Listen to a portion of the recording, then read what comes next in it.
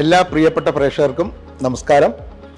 എല്ലാവർക്കും icons of ഇന്ത്യയുടെ പുതുപുത്തൻ എപ്പിസോഡിലേക്ക് ഊഷ്മളമായ സ്വാഗതം. ഇന്ന് ഐക്കൺസ് ഓഫ് ഇന്ത്യ വന്നു നിൽക്കുന്നത് ചെന്നൈയിലാണ്. നമ്മുടെ അതിഥിയെക്കുറിച്ച് പറയുകയാണെങ്കിൽ കേരളത്തിൽ നിന്നും പതുക്കെ ചെന്നൈയിലേക്ക് കുടിയേറി ഇവിടെ ഒത്തിരി വ്യവസായ സ്ഥാപനങ്ങൾ, ഇതെന്തൊക്കെയാണെന്ന് അദ്ദേഹം തന്നെ പറയും. റിയൽ എസ്റ്റേറ്റ് ഇങ്ങനെ തുടങ്ങി എല്ലാ മേഖലകളിലും കൈവച്ച് വിജയക്കൊടി പാർച്ചുകൊണ്ടിരിക്കുന്ന സന്തോഷ് സാറാണ്. കോട്ടയത്ത് നിന്നുള്ള സന്തോഷ് സാർ.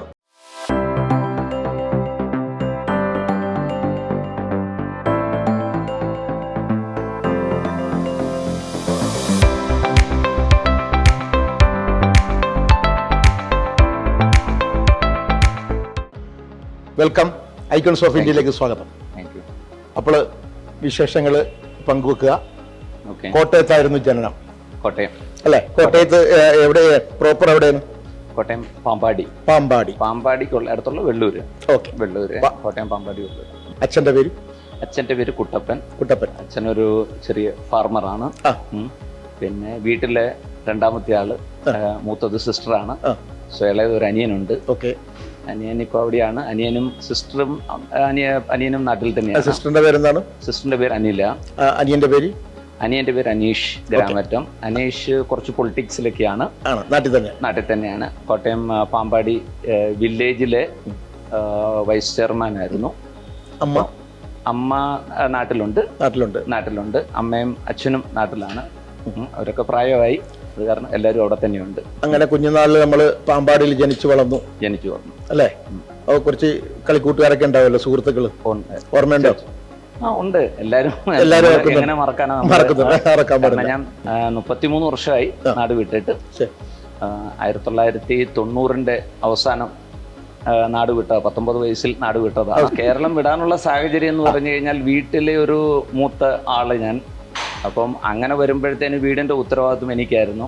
അപ്പം 1982 എനിക്ക് വന്ന് 82 83 അച്ഛനും അമ്മയൊക്കെ കംപ്ലീറ്റ് കിടപ്പായി പോയി. അപ്പൊ അന്ന് 12-13 വയസ്സുള്ളപ്പോൾ ആ വീടിന്റെ ഉത്തരവാദിത്വം ഏറ്റെടുക്കേണ്ട ഒരു ഗതികേടിലേക്ക് ഞാൻ പോയി. അതാണ് ഞാൻ പറഞ്ഞത്. ഇപ്പൊ നമുക്കിപ്പോ കേരളത്തിൽ നിന്നാണെങ്കിലും അത് ഉത്തരവാദിത്വം ഏറ്റെടുക്കാമല്ലോ. അപ്പൊ എന്തുകൊണ്ടാണ് അവിടെ ഉത്തരവാദിത്വം ഏറ്റെടുക്കാൻ സാധിക്കില്ല എന്ന് വന്നിട്ട് നമ്മൾ ഇങ്ങോട്ട് പോകുന്നത്? അതാണ് അറിയേണ്ടത്. അപ്പം 13ാമത്തെ വയസ്സ് ഞാൻ പഠിച്ചുകൊണ്ടിരിക്കുമ്പോൾ ആ പഠിക്കുന്ന രീതിയിലുള്ള ജോലികളെ ഏറ്റെടുക്കാവുള്ളൂ. എത്ര ക്ലാസ് വരെ പഠിച്ചായിരുന്നു അവിടെ? നാട്ടിൽ എത്ര ക്ലാസ് വരെ ഞാൻ ചെയ്തുള്ളൂ നാട്ടിൽ. അപ്പൊ അതിനുശേഷമുള്ള ഗ്രാജുവേഷനും പിന്നെ 12th എല്ലാം മധ്യപ്രദേശിലായിരുന്നു.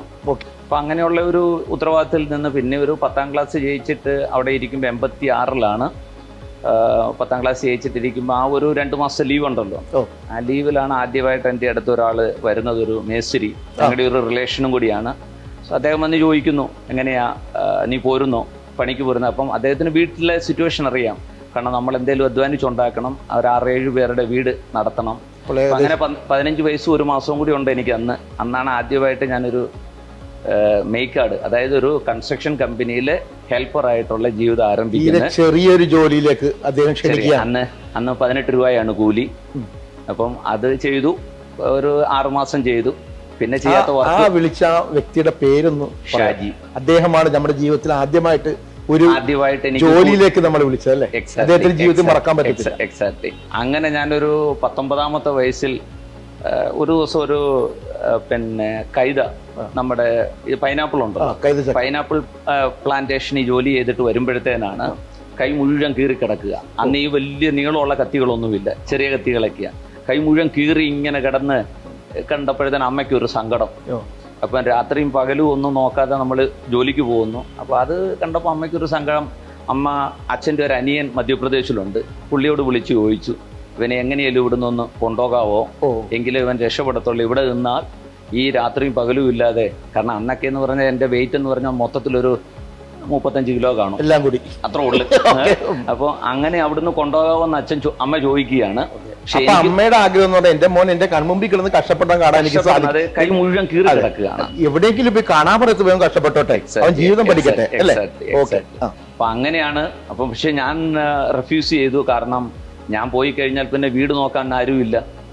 അപ്പോൾ അങ്ങനെ അമ്മ അവസാനം സമ്മതിച്ചു, ഞങ്ങൾ എങ്ങനെയാലും നോക്കിക്കോളാം. കാരണം എനിക്കറിയാം മധ്യപ്രദേശിൽ പോയി കഴിഞ്ഞാൽ ഭാഷ അറിയാൻ മേല. എനിക്ക് ഒട്ടും വഴങ്ങാത്ത ഒരു ലാംഗ്വേജാണ് ഹിന്ദി. ഏറ്റവും കുറവ് മാർക്കും കിട്ടിയിരിക്കുന്ന സബ്ജക്റ്റിൻ്റെ ഹിന്ദിയാണ്. ഹിന്ദി ഒട്ടും പിടുത്തവും ഇല്ല. അപ്പോൾ മധ്യപ്രദേശിൽ പോയ ഹിന്ദി പഠിക്കാൻ അച്ഛൻ്റെ അനിയനോട് ചോദിച്ചപ്പോൾ പറഞ്ഞ ഒരു 6 മാസം എടുക്കും. അപ്പോൾ അങ്ങനെയൊക്കെ അന്നൊക്കെ ഈ ടൈപ്പ് റൈറ്റിംഗ് ഷോർട്ട് ഹാൻഡ് ഞാൻ പഠിച്ചിരുന്നു ഈ 10 കഴിഞ്ഞപ്പോഴത്തേന്. അപ്പോൾ അത് ഒരു ജോലി കിട്ടാൻ എളുപ്പമാണ്. ഒരു 500 രൂപയുടെ ജോലിയാണെങ്കിലും കിട്ടും. അന്ന് 500-600 രൂപയൊക്കെ നല്ല ശമ്പളമാണെന്ന് എനിക്ക് തോന്നുന്നു. 90 ശരിയാണ്. 1 രൂപ എനിക്കറിയാം. എക്സാക്ട്ലി. ചെന്നൊരു 3 മാസം കഴിഞ്ഞപ്പോഴത്തേന് ഒരു 450 രൂപയുടെ ഒരു ജോലി എനിക്ക് കിട്ടി. അതിൽ നിന്ന് പിന്നെ വേറെ ഒരു ഫ്രണ്ടിനെ കിട്ടുന്നു. ആ ഫ്രണ്ട് പറഞ്ഞു നമുക്കൊരു വലിയ നല്ലൊരു ജോലി 700 രൂപയുടെ ജോലി അങ്ങാണ്ട് നിനക്ക് ഞാൻ റെഡിയാക്കിയിട്ടുണ്ട്. 200 രൂപ കൂട്ടി. അപ്പൊ അങ്ങനെ ഒരു ജോലി റെഡിയാക്കിയിട്ടുണ്ട്, നമുക്ക് അങ്ങോട്ട് പോകണമെന്ന് പറയുന്നു. ഞാൻ ഇവിടുത്തെ ജോലിയൊക്കെ റിസൈൻ ചെയ്തിട്ട് ഇവന്റെ കൂട്ടത്തിൽ ഇവൻ പറഞ്ഞ അഡ്രസ്സിൽ അവിടെ ചെല്ലുകയാണ്. അവിടെ ചെന്നപ്പോഴത്തേന് അയാൾ പറഞ്ഞു ഇവിടെ ജോലിയൊന്നും ഇല്ലെന്ന് പറഞ്ഞു. അപ്പൊ ഈ ജോലിയൊന്നും ഇല്ലെന്ന് പറഞ്ഞ് നമ്മൾ എന്നെ ഈ ഉള്ള ജോലിയും കൂടെ പോയി, 450 രൂപയുടെ ജോലിയും കൂടെ പോയി. അങ്ങനെ ഇരുന്ന് ഞാൻ തിരിച്ചൊരു ബസ് സ്റ്റാൻഡിൽ വന്ന് നിൽക്കുമ്പോഴത്തേന് അവിടെ നമ്മളെ കണ്ടു കഴിഞ്ഞാൽ മലയാളിയാണെന്ന് അറിയുമല്ലോ എന്നേ. മധ്യപ്രദേശ് ഒരാൾ ചോദിക്കുന്നു ഇങ്ങനെ എവിടെയാ വീട് എന്താണെന്നൊക്കെ ചോദിച്ചപ്പോൾ ഞാനിങ്ങനെ പറഞ്ഞു. അപ്പം പറഞ്ഞ് ശശിയുടെ അനിയനാണെന്ന് ഞാൻ പറഞ്ഞു.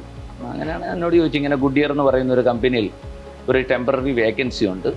അപ്പൊ പരിചയപ്പെട്ട ആൾ മലയാളിയാണ്, ഉണ്ണികൃഷ്ണൻ, ചങ്ങനാശ്ശേരിക്കാരൻ. അപ്പൊ ദൈവമായിട്ട് ഓരോ ആളുകളെ ഓരോ സമയത്ത് നമുക്ക് തരുന്നു. അവിടെ ചെന്നു. ഒരു മലയാളിയാണ്, നമ്മുടെ പാലക്കാടുകാരൻ ഉണ്ണികൃഷ്ണനായിരുന്നു അവിടുത്തെ മലയാളി മാനേജർ. അദ്ദേഹം എന്നോട് ആപ്ലിക്കേഷൻ ബയോഡാറ്റ ഒന്ന് റെഡിയാക്കി തരാൻ പറയുന്നു. അപ്പോൾ അത് എഴുതി കൊടുത്തപ്പോൾ എൻ്റെ ഹാൻഡ് റൈറ്റിംഗ് നല്ലതായിരുന്നു. അപ്പോൾ ആ ഹാൻഡ് റൈറ്റിങ്ങിൻ്റെ മേളിലേക്ക് കിട്ടിയ ജോലിയാണ് ഗുഡിയറിൽ. അല്ലെങ്കിൽ അവിടെ ഒരു ഗ്രാജുവേറ്റ് അല്ലാത്ത ആർക്കും ഒരു ജോലി കൊടുക്കുകയില്ല. അപ്പോൾ അങ്ങനെ ആ ഒരു 40 രൂപയുടെ ജോലിയിൽ കയറുന്നു. അപ്പോൾ അവിടെ ടൈപ്പിസ്റ്റ് ആയിട്ടാണ്. പക്ഷെ 25 ദിവസവും തരത്തുള്ള സൺഡേ തരികയല്ല. അപ്പോൾ 1000 രൂപ കൂലി, 1000 രൂപ ശമ്പളം എന്ന് പറഞ്ഞു കഴിഞ്ഞാൽ ഒരുമാതിരി നല്ല ശമ്പളം. എല്ലാവർക്കും അവിടെ എനിക്ക് തോന്നുന്നു ഒരു 600 രൂപ 700 500 ഒക്കെ ഉള്ളു. ഒരു 1000 രൂപയുടെ ജോലി. പക്ഷേ നമ്മുടെ ഒരു ആത്മാർത്ഥത എന്തുകൊണ്ടാണെന്ന് അറിയാൻ മേല ഒരു 2 ആഴ്ച കഴിഞ്ഞപ്പോഴത്തേന് അദ്ദേഹം ഈ 40 എന്നുള്ളത് 60 ആക്കി. ഈ ഉണ്ണികൃഷ്ണൻ, വി ഉണ്ണികൃഷ്ണൻ എന്ന് പറയുന്ന പാലക്കാടുകാരൻ മാനേജർ. വി ഉണ്ണികൃഷ്ണൻ ഒരു ഡയറക്ടറിന്റെ പേരുണ്ടല്ലോ? അതല്ല, ഉണ്ണി സാർ എന്ന് പറയുന്ന ആ വി ഉണ്ണികൃഷ്ണനാണ് എൻ്റെ ഒരു പ്രൊഫഷണൽ ലൈഫിൽ ഗുരു എന്ന് ഞാൻ പറയത്തുള്ളൂ. ഇന്നും ഒരു റെസ്പെക്ട് കൊടുക്കുന്ന ഒരാളാണ്. അവിടുത്തെ നമ്മൾ കാണിച്ച ഒരു ആത്മാർത്ഥത ഒരു 4 വർഷം കഴിഞ്ഞപ്പോഴത്തേന് എന്നെ പെർമനന്റ് ആക്കി. അപ്പോൾ അതിനുശേഷം 2002 ആണെന്ന് എനിക്ക് തോന്നുന്നു ഞങ്ങൾ ഈ കമ്പനികളുടെ ഓഫീസുകളെല്ലാം ക്ലോസ് ചെയ്യാൻ അമേരിക്കൻ കമ്പനി തീരുമാനിച്ചു. അമേരിക്കൻ കമ്പനിയാണല്ലോ ഗുഡിയർ. അപ്പോൾ ഓൾമോസ്റ്റ് ഇന്ത്യയിൽ ഏകദേശം ഒരു 240 പേരുണ്ട്. ഈ 240 പേരിൽ ഒരു 8 പേരെ മാത്രം റീറ്റെയിൻ ചെയ്തുകൊണ്ട് ബാക്കി 232 പേരെയും പറഞ്ഞു വിടാൻ തീരുമാനിച്ചു കമ്പനി. അപ്പോൾ അത് BRS ആണ്. കാരണം കമ്പനികളുടെ ഓഫീസെല്ലാം ക്ലോസ് ചെയ്തിട്ട് C&F കോൺസെപ്റ്റിലേക്ക് വരികയാണെന്ന് അവർ പറയുകയാണ്. ബൈ ലക്ക് എന്തെങ്കിലും നമ്മൾ ആ കമ്പനിയോട് ചെയ്ത ആത്മാർത്ഥതയാണോ എന്ന് എനിക്കറിയാൻ മേല. ആ 240-ൽ 8-ൽ ഒരാൾ ഞാനായിരുന്നു. അങ്ങനെ തന്നെ സൗത്തിലേക്ക് ട്രാൻസ്ഫർ ചെയ്യുന്നത്, ചെന്നൈയിലേക്ക് വരുന്നത്. ഇവിടെ വന്നൊരു 2 വർഷം കഴിഞ്ഞപ്പോഴത്തേന് ഇവിടുത്തെ റീജിയൻ്റെ ഹെഡായി, റീജിയണൽ മാനേജറായി. അപ്പം അങ്ങനെ ഒരു 40 രൂപയിൽ ആരംഭിച്ച ലൈഫ് റീജിയണൽ മാനേജർ, ടൈപ്പിസ്റ്റിൽ നിന്നും റീജിയണൽ മാനേജറായി ഒരു ഇന്റർനാഷണൽ കമ്പനിയുടെ, ഒരു അമേരിക്കൻ കമ്പനിയുടെ റീജിയണൽ മാനേജർ ആകാൻ പറ്റി. അതൊക്കെയാണ് professional life. Real estate business. അവിടെ നിന്നാണ് പിന്നെ റിയൽ എസ്റ്റേറ്റിനും ചാൻസ് വരുന്നത്. ചെന്നൈയാണ്, ഡെഫിനറ്റ്ലി ചെന്നൈയാണ് എന്നെ ഒരു ചെറിയൊരു ബിസിനസ്സുകാരനെ എന്തെങ്കിലും ഒന്ന് ആക്കിയെങ്കിൽ അത് ചെന്നൈയാണ്. ഇവിടെ ഞാൻ 2003-ൽ എൻ്റെ വീട് കൺസ്ട്രക്ഷൻ ചെയ്യുന്നത് ഇവിടെ ചെന്നൈയിൽ. അപ്പോൾ കൺസ്ട്രക്ഷൻ ചെയ്തൊരു കമ്പനി കറുപ്പുസ്വാമി ബിൽഡേഴ്സ് എന്ന് പറയുന്നൊരു ബിൽഡേഴ്സാണ്. അപ്പോൾ അവരുമായിട്ടുള്ള ഇതിൻ്റെ ഓണർ ശരവണ്ണുമായിട്ടുള്ള ഒരു റിലേഷൻ വീണ്ടും ഞാൻ കുറച്ച് പൈസയൊക്കെ ഇൻവെസ്റ്റ് ചെയ്ത് പ്രോജക്റ്റ് എടുത്ത് ഞങ്ങൾ 2 പേരും കൂടെ ജോയിൻറ്റ് വെഞ്ചറായിട്ട് ചെയ്യാൻ തുടങ്ങി. അങ്ങനെ ഒരു 4 വർഷം ചെയ്തു. 4 വർഷം ചെയ്തപ്പോഴത്തേന് കറുപ്പുസ്വാമിയുടെ ആ ടൈപ്പ് ഞാൻ നിർത്തിയിട്ട് നമ്മുടെ സ്വന്തം കമ്പനി റോയൽ സ്പ്ലെൻഡർ എന്ന് പറയുന്ന ഒരു കമ്പനി ഫ്ലോട്ട് ചെയ്യുന്നത്. സോ അത് കഴിഞ്ഞപ്പോൾ റോയൽ സ്പ്ലെൻഡർ ഡെവലപ്പേഴ്സ് 2008 ആയപ്പോഴത്തേന് ഞാൻ ജോലി വിട്ടു. കംപ്ലീറ്റ്ലി റിയൽ എസ്റ്റേറ്റിലേക്ക് തിരിഞ്ഞു. 2016 വരെ വലിയ കുഴപ്പമൊന്നുമില്ല, നല്ല ഹൈതായിരുന്നു. പിന്നെ 16-ന് ശേഷം കുറച്ച് ഡൗണും ആയി. അതൊക്കെ ഉണ്ട്, ഇല്ലെന്ന് പറയുന്നത്. ബിസിനസ്സിൽ എന്ന് പറഞ്ഞാൽ അങ്ങനെയാണല്ലോ, ഉണ്ട്, ഏറ്റവും ഇറക്കം ഉണ്ടാവും. നമ്മുടെ ജീവിത പങ്കാളിനെയൊക്കെ കണ്ടെത്തിയത് മധ്യപ്രദേശിലാണോ അതോ ചെന്നൈയിലാണോ അതോ കർണാടകയിലാണോ അതോ കേരളത്തിലാണോ? ജീവിത പങ്കാളിയെ ഞാൻ കണ്ടെത്തിയിട്ടില്ല. അത് ജീവിത പങ്കാളിയെ കണ്ടെത്തിയ അച്ഛനും അമ്മയായിരുന്നു. ആ ഉത്തരവാദിത്തം അവിടെ കൊടുത്തല്ലേ? അവിടെയും കൊടുത്ത് ഞാൻ എൻ്റെ ഒരു ഫോട്ടോ മാത്രം അയച്ചു കൊടുത്തു. എന്നിട്ട് ഞാൻ പറഞ്ഞു മധ്യപ്രദേശിലായിരുന്നു, അവർക്ക് എന്നെ കാണണം എന്നുണ്ടെങ്കിൽ ഞാൻ വരാം, എനിക്ക് കാണണമെന്നില്ല. എന്റെ ഡിമാൻഡുകൾ ഞാൻ 1-2 ഡിമാൻഡ് പറഞ്ഞു. ഒന്ന്, ശ്രീധൻ എന്ന് പറയുന്ന ആരോടും ചോദിക്കരുത്. 2, ഒരു ഗ്രാജുവേറ്റ് ആയിരിക്കണം. ഇത് 2 ഉള്ളു എനിക്ക് ഡിമാൻഡ്. അപ്പൊ ഇതിന് സൂട്ടബിൾ ആകുന്ന ഒരാളെ നിങ്ങൾ കണ്ടെത്തി നിങ്ങൾ ഫൈനൽ ചെയ്തോളാൻ പറഞ്ഞു. നമുക്ക് കാണുകയേ വേണ്ട. ഞാൻ പറഞ്ഞു അച്ഛനും അമ്മയും എന്നാലും എനിക്ക് അഗെയിൻസ്റ്റ് ആയിട്ട് നിൽക്കുകയല്ലെന്ന് എനിക്കറിയാം. നല്ലൊരു പെൺകുട്ടിയെ നമുക്ക് കണ്ടെത്തുള്ളൂ എനിക്കറിയാം. അപ്പൊ ആ ഒരു ഗ്യാരണ്ടി ഉള്ളത് കൊണ്ട് അതിലേക്ക് ഞാൻ പോയില്ല. പക്ഷേ എൻ്റെ എൻഗേജ്മെന്റിന് മുമ്പ് എനിക്കൊരു ഫോട്ടോ അയച്ചു തന്നിരുന്നു. ആ ഫോട്ടോ എന്തോ കാരണം കൊണ്ട് എനിക്ക് കിട്ടിയില്ല. അപ്പോ കല്യാണത്തിന് ഒരാഴ്ച മുമ്പ് ഞാൻ നാട്ടിൽ ചെല്ലുന്നു. അന്നാരാണ് ആദ്യമായിട്ട് കല്യാണം കഴിക്കാൻ പോകുന്ന പെണ്ണിനെ ഞാൻ ആദ്യമായിട്ട് കാണുന്നത്. കല്യാണത്തിന് മുമ്പ് ഒരാഴ്ചക്ക് മുമ്പ് അല്ലേ? ഒരാഴ്ചക്ക് മുമ്പ് ഞാൻ ചെന്നു. പക്ഷെ ഞാൻ ചെന്നൊരു കല്യാണം 18-ാം തീയതി ആയിരുന്നു തോന്നുന്നു, ഒരു ജനുവരി 1998. പക്ഷെ അതിനൊരു 4 ദിവസം മുമ്പ് എൻ്റെ ഗ്രാൻഡ് മദർ എക്സ്പയർ ആകുന്നു. അപ്പൊ അതുകൊണ്ട് കല്യാണം ഒരു 2 ആഴ്ചയും കൂടെ പോസ്റ്റ്പോൺ ചെയ്തു. അപ്പൊ ആ സമയത്താണ് ആക്ച്വലി റിയലി ഞാൻ എൻ്റെ കല്യാണം കഴിക്കാൻ പോകുന്ന ആളെ കണ്ടത്. അപ്പൊ എവിടെ നിന്നാണ് നമ്മുടെ ജീവിത പങ്കാളിനെ കണ്ടെത്തിയത്? അച്ഛനും അമ്മയും കണ്ടെത്തിയത് കോട്ടയത്തിനടുത്ത് തന്നെയാണ്, എസംപുരം എന്ന് പറയുന്ന സ്ഥലം. നമ്മൾ ഉദ്ദേശിച്ച പോലെയൊക്കെ തന്നെ ക്വാളിറ്റി ഉള്ളതാണ്. ഗ്രാജുവേറ്റ് ആണ്. പേര് മിനി. പുള്ളിക്കാരി ഗ്രാജുവേറ്റ് ആണ്. പിന്നെ പുള്ളിക്കാരി വേറെയും കുറെ ഡിഗ്രികളൊക്കെ ഉണ്ട്. അപ്പൊ അതുകൊണ്ട് കുഴപ്പമൊന്നുമില്ല. അപ്പൊ മക്കൾ ട്വിൻസ് ആണ്, 2 പെൺകുട്ടികള്.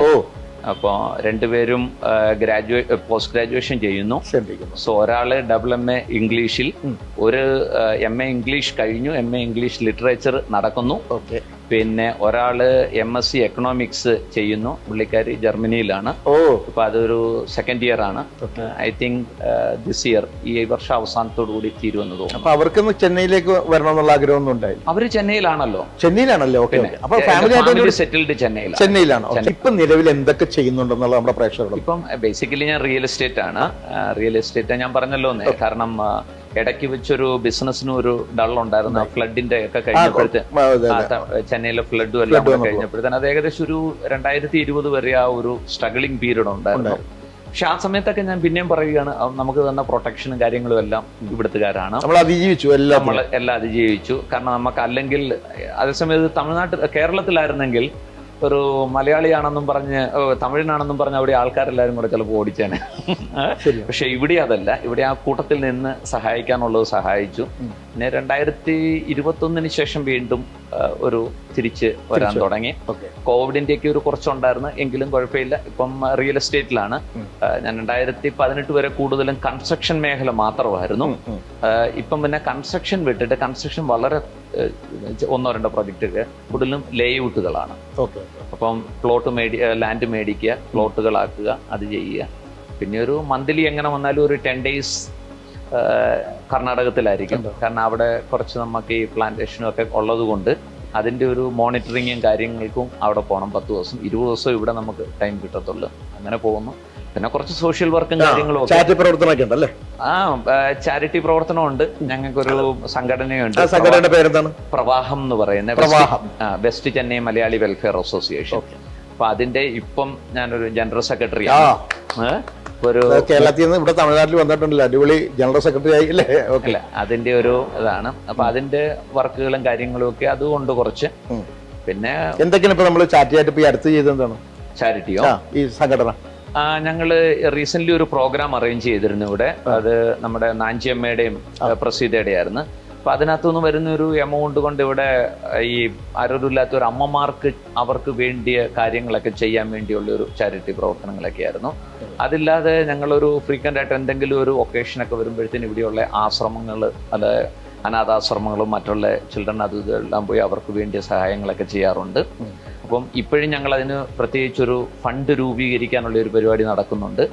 അതില്ലാതെ നമുക്കൊരു വീട് വെച്ചു കൊടുക്കാനുള്ള ഇവിടുന്ന് തമിഴ്നാട്ടിൽ ഇപ്പോൾ ഒരു വീടിൻ്റെ പരിപാടിയാണ്. അതിൻ്റെ ഒരു വീട് വെച്ചു കൊടുക്കാനുള്ള ഒരു പരിപാടി, അതിൻ്റെ ഇത് നടക്കുന്നുണ്ട്. അതില്ലാതെ കേരളത്തിലും ഉണ്ട്. നമ്മുടെ ഈ സംഘടനയുടെ ഒരു പിന്നെ ടോപ്പ് എന്ന് പറയുന്നത്, അതായത് രക്ഷാധികാരി എന്ന് പറയുന്ന, ഇപ്പം നമ്മൾ ഈ ഇരിക്കുന്ന സ്ഥലത്തിൻ്റെ ഹോട്ടലിൻ്റെ ഓണറും കൂടിയാണ് ശ്രീ AG തോമസ് ആണ്. അദ്ദേഹം അവിടെ ഒരു ലാൻഡ് നമുക്ക് വലിയ അദ്ദേഹത്തിന്റെ കുടുംബം ഇല്ല, ഒരു 2-3 കോടി വാല്യൂ വരുന്ന ഒരു ലാൻഡ്. അദ്ദേഹത്തിന്റെ വിശേഷം അടുത്ത എപ്പിസോഡുകളിൽ ഉണ്ടായിരിക്കും. അപ്പൊ അത് നമുക്ക് തന്ന് അതിനകത്ത് അവിടെ കുറച്ച് നമ്മൾ വീട് വെക്കാനുള്ള ഒരു ഫണ്ട് ധനശേഖരണം ഇതൊക്കെ ചെയ്യുന്നുണ്ട്. അപ്പൊ എല്ലാവിധ ആഗ്രഹങ്ങളും ദൈവം സഫലീകരിക്കട്ടെ എന്ന് ആത്മാർത്ഥമായിട്ട് ആശംസിക്കുന്നു. ഐക്കൺസ് ഓഫ് ഇന്ത്യയുടെ എല്ലാവിധ ആശംസകൾ നേരുന്നു. ഇത്രയും നേരം വിശേഷങ്ങൾ പങ്കുവച്ചതിന് ഐക്കൺസ് ഓഫ് ഇന്ത്യയുടെ പ്രത്യേക നന്ദി. Thank you sir. Thanks very much.